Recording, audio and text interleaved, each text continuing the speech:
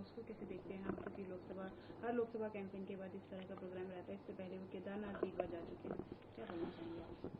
आदरणीय प्रधानमंत्री जी का अध्यात्म में हमारे भगवान पर बहुत उनकी श्रद्धा है, आस्था है, विश्वास है। और आपको ध्यान होगा 2019 के चुनाव के भी अंतिम समय में वो अंतिम जो चरण चल रहा था, बाबा केदारनाथ जी की गुफा में आए थे, वहाँ भी उन्होंने मेडिटेशन में गए थे। और इस बार वो विवेकानंद ध्यान केंद्र पर गए हैं। निश्चित रूप से जो स्वामी विवेकानंद जी का भारत है, वो भारत बनाने का प्रयास आदरणीय प्रधानमंत्री मोदी जी के नेतृत्व में हो रहा है।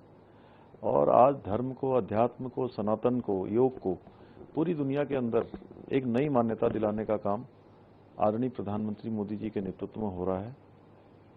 जी सर, लेकिन जो अपोजिशन है वो उसको क्रिटिसाइज कर रही है। कोई कह रहा है एमसीसी का वायलेशन हुआ है, कोई कह रहा है कि ये चुनावी है, कोई कह रहा है साइलेंट पीरियड चल रहा है, लेकिन स्टिल इस तरह के आप इवेंट कर रहे हैं, पॉलिटिकल इवेंट।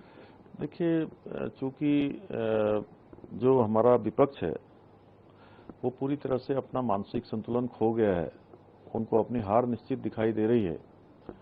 और पूरे चुनाव अभियान के दौरान वो तुष्टीकरण की बातें करते रहे हैं। उनको अध्यात्म अच्छा नहीं लगता है, उनको योग अच्छा नहीं लगता है, उनको हमारे देवी देवता अच्छे नहीं लगते हैं, उनको सनातन भी जो है डेंगू, मलेरिया और वायरल लगता है।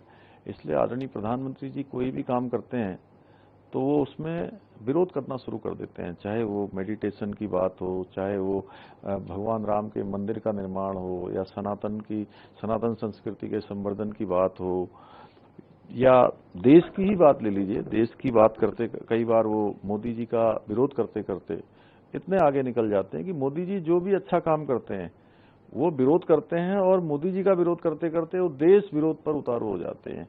ये इनकी इस प्रकार की मानसिकता बन गई है। जी सर, एक आखिरी सवाल। केदारनाथ धाम की यात्रा चल रही है और उसको देखते हुए एक इनिशिएटिव लिया गया है, एक थार को वहाँ उतारा गया है हेलीपैड से और मंदिर तक जो है, जो जिनको ज़रूरत है, चाहे वो बूढ़े हों, चाहे कोई नीडी हो, उन लोग को जो है उससे यूजफुल रहेगा। देखिए, चूंकि जो हमारे बुजुर्ग हैं, शारीरिक रूप से कमज़ोर हैं, उनकी सुविधा के लिए, चूंकि उनकी यात्रा आसानी से हो, उनको कम से कम परेशानी हो, इसलिए प्रावधान किए गए हैं।